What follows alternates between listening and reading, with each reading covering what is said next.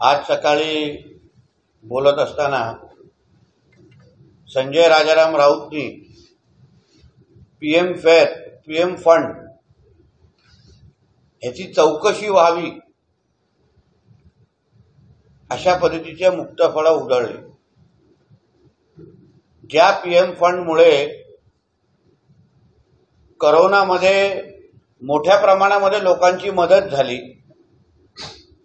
समाजामध्ये मदतीचा हात म्हणून पीएम फंड मोठ्या प्रमाणामध्ये काम करतं, त्या पीएम फंडवर बोट उचलण्याच्या अगोदर उद्धव ठाकरेंचा पीएम फंड, नीट आहे का, उद्धव ठाकरेंचा पीएम फंड ह्याची पण चौकशी व्हावी अशी मी मागणी या निमित्ताने करतो। पीएम फंड उद्धव ठाकरेंचा म्हणजे काय? Patankar Matoshree fund, Patankar Matoshree fund, PM fund Uddhav Thackeray, ज्याचं मुख्य कार्यालय हे कलानगरमध्ये असलेल्या वैभव चेंबर्सच्या 4थ्या माळ्यावर आहे। आता पंतप्रधानांचं पीएम फंड यांच्यावर आरोप करण्या अगोदर, याची चौकशी मागणे अगोदर पाटणकर मातोश्री फंड ह्याचीही चौकशी या निमित्ताने झाली पाहिजे। कारण का उद्धव ठाकरेंच्या मुख्यमंत्रीच्या काळात या पाटणकर मातोश्री फंड मध्ये किती पैसा आला, कुठून पैसा आला, पाटणकर मातोश्री फंड मध्ये नंदकिशोर चतुर्वेदीकडून किती फंड आला, ह्याचीही चौकशीची मागणी आम्ही पंतप्रधान साहेबांकडे करणार आहे। मोठा चंदा लो और धंदा करो असा काहीतरी स्वतःच्या एक्स अकाउंटवर या संजय राजाराम राऊतनी लिहिलंय। मग तुझ्या मालकाने या पाटणकर मातोश्री फंड मध्ये कुठून चंदा गोळा केला, कुठला काळा धंदा चालू होता? वैभव चेंबरच्या 4थ्या माळ्यावर कुठल्या वहिनी बसतात आपल्या भावाबरोबर, आणि मग कुठल्या मोठ्या मोठ्या डीलिंग तिथे चालायच्या किंबहुना चालतात, आणि मग जो काही पाटणकर मातोश्री फंड मधला जो पैसा आहे तो कर्जतच्या फार्म हाऊस मध्ये उद्धव ठाकरेंच्या कुठे कुठे ठेवलाय, किती जमिनीच्या खालती खोदून टाकलेला आहे, या सगळ्या गोष्टीची चौकशी पीएम फंडच्या निमित्ताने झाली पाहिजे। पहिलं स्वतःच्या मालकाच्या पाटणकर मातोश्री फंड ची चौकशीची मागणी कर, त्याच्यामध्ये थोडं लक्ष घाल। लोकांकडून जमवलेला चंदा, ज्या चंद्यावर तुझी मालकाची मातोश्री चालते, आयुष्य जगतात, त्यावर लक्ष द्यायचं नाही। पण भारतीय जनता पक्ष, आमचे पंतप्रधान, आमचे देवेंद्र फडणवीस साहेब यांवर भ्रष्टाचाराचा आरोप करण्या अगोदर पाटणकर मातोश्री फंड ह्याच्यामध्ये झालेल्या भ्रष्टाचाराची पण चौकशी व्हावी अशी मागणी मी या निमित्ताने करतो। बोला। अनेक ठेकेदार, दारूवाले, कंत्राटदार यांना हजारो कोटींची कामे द्यायची आणि त्या बदल्यात निवडणूक रोखे माध्यमातून भाजपाच्या निधीमध्ये हजारो कोटी रुपये जमा करायचे, असा आरोप संजय राऊत करतात। तेच तर मी बोललो ना, संजय राजाराम राऊतनी हे आरोप नेमकं भारतीय जनता पक्षावर केलेलं आहे की स्वतः आरशात बघून मातोश्रीवर केलेलं आहे? कारण का मातोश्रीवर येणारा चंदा जो पाटणकर मातोश्री फंडच्या माध्यमातून तिथे पोचतो, नंदकिशोर चतुर्वेदीच्या माध्यमातून तिथे पोचतो, त्याच्यात किती दारूच्या कंपन्या आहेत, किती रिअल एस्टेट कंपन्या आहेत. दानुबे रिअल्टर्स नावाची कुठली तरी कंपनी ऐकली ज्याच्यामध्ये हल्ली मातोश्रीचं प्रेम फार वाढलेलं आहे. मग पाटणकर मातोश्री फंड मध्ये त्यांचाही पैसा आहे का? तर मग या सगळ्याचीच चौकशी झाली पाहिजे. कशाला फक्त पंतप्रधान कार्यालयाच्या पीएम फंडच्या बद्दल बोलतात? तुमच्या मातोश्रीच्या पीएम फंडची पण चौकशी होऊन दे ना. मग दूध का दूध पाणी का पाणी हो जाएगा. श्रीकांत शिंदे यांच्या खात्यामध्ये गेल्या काही वर्षात 40 ते 50 लाखांचे उलाढाल होते, पण त्यांनी खर्च दाखविला आहे. त्याच्या घोषणा या कोटींमध्ये आहेत. हे पैसे कुठून येतात? हे दानशूनी करण्याचे अवतार कोण? मला वाटतं ह्याच्याबद्दलचं उत्तर श्रीकांत शिंदे देण्याचे समर्थ आहे. नेमकं त्यांच्या फाउंडेशनच्या बद्दलची बदनामी ही जे काय संजय राजाराम राऊतनी चालू केलेली आहे त्याचं चोख उत्तर शिवसेनेच्या माध्यमातून आणि श्रीकांत शिंदेच्या माध्यमातून त्यांच्या स्टाईलमध्ये निश्चित पद्धतीने येईल असा माझा विश्वास आहे. प्रधानमंत्रींना पत्र लिहून ही माहिती दिल्याचेही संजय राऊत म्हणतात. इथेच बोलतो ना, प्रधानमंत्र्यांना आम्ही पण एक पत्र लिहिणार आहे की पाटणकर मातोश्री फंड या पीएम फंड जो उद्धव ठाकरेंच्या आता अध्यक्षतेखाली चालतो त्या पाटणकर मातोश्री फंड मध्ये आलेला पैसा कुठून आला, कोणी दिला, त्याच्यात नंदकिशोर चतुर्वेदींनी किती पैसा पाठवला, धानुबे डेव्हलपर्सचा रिअल्टरचा किती पैसा आहे, जुहूच्या जसरांचा किती पैसा आहे, या सगळ्याची चौकशीची मागणी पण आम्ही पंतप्रधानांना पत्र लिहून करणार आहोत. मग जशी संजय राजाराम राऊतच्या पत्राची चौकशीची मागणी ते करतायत ना, तसे माझ्याही पत्राची चौकशीची मागणी आम्ही करू. संजय राऊत असंही म्हणतात की धर्मादाय आयुक्त राजीनामा देण्याच्या मनस्थितीत आहेत, त्यांच्यावर दबाव आहे. आता धर्मादाय आयुक्त असो, मग विधिमंडळाचे अध्यक्ष असो, किंवा आमची न्याय व्यवस्था असो, ह्याला सगळेच दबावाखाली वाटतात. जसं का हा त्यांच्या घरामध्ये सकाळी चहा प्यायला पहिला हात जातो, तिकडे भांडी धुवायला हात असतो. म्हणून कोण कुठल्या दबावाखालची नाहीये. कोणीही कुठल्या पद्धतीचा न्याय मागितला तर धर्मादाय आयुक्त नक्की पद्धतीने त्यांना उत्तर देईल आणि स्पष्टीकरण मागेल. त्याच्यामध्ये कोणीही न्यायाच्या पलीकडे नाहीये. म्हणून त्याची चिंता संजय राजाराम राऊतनी करू नये. बेईमानी काय आहे हे तुम्ही आता पहा. श्रीकांत शिंदे फाउंडेशन ही महाराष्ट्रात चाललेली सगळ्यात मोठी बेईमानी आहे, असंही संजय राऊतांनी आरोप केला. रक्तामध्ये नसामध्ये बेईमानी वाहते. त्या संजय राजाराम राऊतनी दुसऱ्यांना बेईमान बोलणं हे म्हणजे फार मोठा विनोद झाला.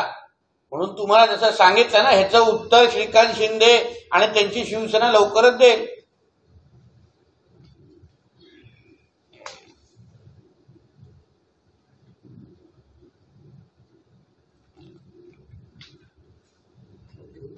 अजून काय बोला.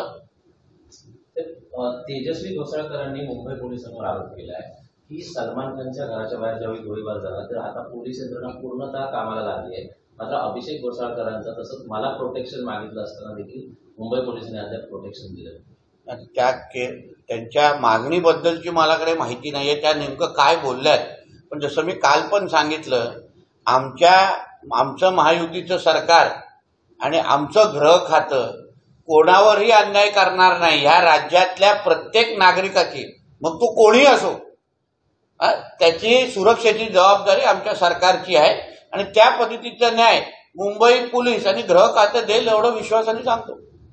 साताऱ्याचे महाविकास आघाडीचे उमेदवार शशिकांत शिंदे आज अर्ज करत आहेत, मात्र राजेंची उमेदवारी अद्याप. मला असं वाटतं सगळ्याच गोष्टी योग्य वेळी होईल. आणि छत्रपती उदयनराजेंनी आपला प्रचार आम्ही ऐकलं चालू केलेला आहे. म्हणून मला वाटतं योग्य वेळी ह्या सगळ्या गोष्टीच्या घोषणा होतील. राजकीय नेते जोरदार आता निवडणुकीच्या वाऱ्यात प्रचार करतात, तर प्रचारात दुष्काळाला महत्व दिलं जात नाही. दुष्काळ हा प्रचाराचा मुद्दा होत नाही. आपल्याला काय वाटतं? लक्षात घ्या, आम्ही जिथे जिथे जातो आता उन्हाळ्यामध्ये पाणी टंचाईचा मुद्दा येतोच आणि मग जिथे जिथे मागणी होते तिथे तिथे तो प्रश्न सोडवण्यासाठी आम्ही अग्रक्रमांकावर असतो. फक्त ती प्रत्येक बातमी आम्ही पत्रकारांकडे देत नाही. आम्ही लोकप्रतिनिधी म्हणून किंवा राजकीय पक्षाचे कार्यकर्ते म्हणून आपल्या आपल्या पद्धतीने दुष्काळाचे प्रश्न असो, पाणी टंचाईचे प्रश्न असो, कुठे टँकर लागतील तर टँकर पाठवण्यासाठी प्रयत्न असो, हे सगळ्या गोष्टी पत्रकारितेच्या म्हणजे पूर्ण नजरेमध्ये न येता पण आम्ही करतो. म्हणजे सगळ्याच गोष्टी आपल्याला सांगून सगळ्याच गोष्टी प्रसिद्धीसाठी करणं हे कुठल्याही लोकप्रतिनिधीच्या गुणांमध्ये नसतं. म्हणून जी झालेली मदत आहे ती त्याच्या जनतेला माहिती आहे, कदाचित पत्रकारांपर्यंत पोहोचली नसेल. रत्नागिरी सिंधूचा तिढा अजूनही कायम आहे. इकडे केंद्रीय मंत्री नारायण राणे आणि राणे परिवार जोरदार प्रचार करत आहेत. तिकडे काल रात्री किरण सामंत जे चर्चेत उमेदवार म्हणून चर्चेत आहेत ते फडणवीसांची भेट घेत आहेत. नेमकी ही काय बघा, आम्ही तुमच्या प्रश्नामध्ये तुम्ही केंद्रीय मंत्री राणे साहेब आणि त्यांचं राणे कुटुंब प्रचार करता असं बोललात, त्याच्यात थोडा सुधार असं करतो की महायुतीचे आम्ही सगळेच कार्यकर्ते. आता राजापूरला आमचे प्रमोद जठार साहेब तिथे प्रचार करताय. काल आमचे रवी चव्हाण साहेब रत्नागिरीला होते. काल तिथे सावंतवाडीमध्ये दीपक केसरकरजी जे शिवसेनेचे ज्येष्ठ नेते आहेत ते राणे साहेबांबरोबर सावंतवाडीमध्ये प्रचार करत होते. इथे कणकवलीमध्ये मी माझा प्रचार सुरू महायुतीच्या माध्यमातून केलेला आहे. आम्ही सगळे जर आमच्या पद्धतीने महायुतीचा उमेदवार जिंकून यावा, मोदीजींनाचा हात बळकट व्हावं आणि इकडचा खासदार हा मोदीजींचाच विचाराचा निवडून यावा, त्या दृष्टिकोनातून काम करतोय. आता काल आदरणीय किरण सामंतजींची भेट आमच्या देवेंद्र फडणवीसजींबरोबर झाली. आता त्या दोघांचीच भेट झाली, तिसऱ्याला करण्याचं कारणच नाही. फक्त मी एवढं विश्वासाने सांगू शकतो, फडणवीसांकडे गेलेला कुठलाही व्यक्ती हा खाली हात परत जात नाही, एक लक्षात घ्या. आणि किरण सामंत हे लंबी रेस का घोडा आहेत. म्हणून किरण सामंतांची चिंता तुम्ही करू नये, त्यांची काळजी घेण्यासाठी आमच्या महायुतीचे सगळे नेते मंडळी सक्षम आहेत. 2047 पर्यंत विकसित राष्ट्र बनवण्याचा संकल्प करताना गरीब, युवक आणि अन्नदाता, शेतकरी आणि महिला या 4 शक्तीच्या बळकटीसाठी निर्धार केलाय भाजपने. आणि या संदर्भात एकूण 24 मोदी गॅरंटी दिलेल्या आहेत. काय सांगायचं? बघा, अतिशय चांगला प्रश्न विचारला. काल आमच्या मोदी की गॅरंटी नावाचा एक जाहीरनामा प्रकाशित करण्यात आला आणि त्याच्यामध्ये 2047 पर्यंत आपला भारत देश हा महासत्ता म्हणून कसा पुढे येईल, विकसित देश म्हणून कसा पुढे येईल, ह्याचे असंख्य मुद्दे त्याच्या अंतर्गत मांडले गेले. म्हणजे आपल्या देशाचा सर्वांगीण विकास, आपल्या देशाला विकसित करण्यासाठी ज्या ज्या गोष्टी लागतील, ज्या मुद्द्यांना हात लावायला लागेल, त्या सगळे मुद्दे आमच्या जाहीरनाम्यामध्ये संकल्पपत्रामध्ये आलेले आहेत. आता भारतीय जनता पक्षाच्या संकल्पपत्रामध्ये आणि काँग्रेस आणि अन्य संकल्पपत्रामध्ये काय सर्वात मोठा फरक म्हणजे आतापर्यंत आमच्या संकल्पपत्रामध्ये दिलेला प्रत्येक शब्द, 370 असो, राम मंदिर असो, ट्रिपल तलाक असो, असंख्य तुम्हाला 100 उदाहरणं मी तुम्हाला देऊ शकतो जे आमच्या संकल्पपत्रामध्ये आलेली आहेत. आणि तसा शब्द आमच्या मोदी साहेबांच्या 10 वर्षामध्ये पूर्ण झालेला आहे. आता पण मोदीजींनी दिलेली त्या संकल्पपत्रेमध्ये गॅरंटी ही अन्य कोणाच्याही गॅरंटीपेक्षा भक्कम कशाला आहे, कारण अगोदरच्या दिलेल्या सगळ्या गॅरंट्या पूर्ण केलेल्या आहेत. पण जिथे जिथे गॅरंटी म्हणून काँग्रेसचं सरकार आलं, उदाहरण तुमच्या बाजूच्या कर्नाटक राज्याकडे विचारा, त्यांनी विधानसभा निवडणुकीच्या काळात दिलेली गॅरंटी, त्याच्यामुळे एक पण गॅरंटी ते पूर्ण करू शकले नाही. निवडणुकीच्या अगोदर गॅरंटी मागायची, गॅरंटी द्यायची, निवडणूक नंतर सांगायचं आमच्याकडे आता पैसाच नाही गॅरंटी पूर्ण करायचा, ह्याला म्हणतात काँग्रेस. पण संकल्पपत्रामध्ये दिलेली प्रत्येक गॅरंटी हे मोदीजींच्या नेतृत्वाखाली असलेलं केंद्र सरकार जे परत एकदा पुढच्या 5 वर्षामध्ये आपल्याकडे येत आहे, ते सगळे दिलेली गॅरंटी पूर्ण करतील. महिला, विद्यार्थी, कामगार, पूर्ण पद्धतीने सामाजिक व्यवस्था, सगळ्या जाती धर्माला एकत्र घेऊन विकसित भारत 2047 पर्यंत बनणारच, ही मोदीजींची गॅरंटी नजरेसमोर ठेवून आम्ही ते संकल्पपत्र लोकांसमोर आणलेलं आहे. 2 दिवसापूर्वी केंद्रीय मंत्री नारायणराव राणे यांची प्रचार सभेमध्ये किंवा महायुतीच्या सभेमध्ये आशिष शेलार यांचा सहभाग होता. त्यांनी एक वाक्य म्हटलं की मी इथला कोकणचा. मात्र त्याच्यावर टीका करताना वैभव नाईक असं म्हटलं की निवडणुका जवळ आल्या की कोकणी असल्याचा आव आणायचा आणि फक्त प्रचारात ते मुद्दा करायचा.